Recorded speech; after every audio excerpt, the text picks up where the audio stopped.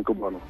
அதாவது பாத்தீங்கன்னாக்கா நீலகிரி மாவட்டத்துல கடந்த 2 நாட்களாக இரவு நேரத்துல கனமழை, அதிக கனமழை பெய்து வந்தது. இன்னைக்கு பாத்தீங்கன்னாக்கா நேற்று இரவு பாத்தீங்கன்னா குன்னூர் மவுண்ட் ரோட்டில் இருந்து பழைய லட்சுமி தியேட்டர் கிருஷ்ணாபுரம் செல்லும் சாலையில மண் சரிவு ஏற்பட்டது. அதாவது பாத்தீங்கன்னாக்கா ரவியும் மனைவி லட்சுமி ஜெயலட்சுமியும் அந்த கிருஷ்ணாபுரத்துல குடியிருந்து வருகின்றனர்.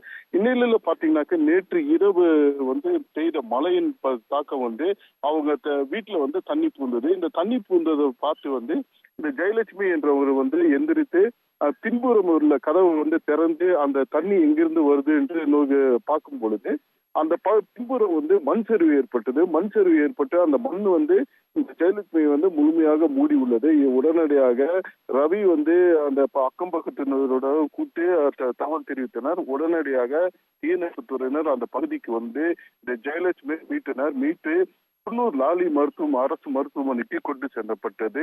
மருத்துவமனைக்கு சொல்லப்பட்ட லட்சுமி என்றவர் ஜெயலட்சுமி உயிரிழந்ததாக தகவல் தெரிவித்தனர். உடனடியாக அவர் பிரேத பரிசோதனைக்காக குன்னூர் லாலி மருத்துவமனையில் அனுமதிக்கப்பட்டுள்ளனர்.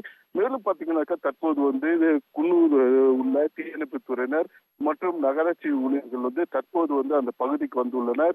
மேலும் அந்த பகுதியில் மண் சரிவு ஏற்பட்டுள்ளதுக்கு இடத்தில் மண்களை அப்புறப்படுத்தும் பணியில ஈடுபட்டுள்ளனர்.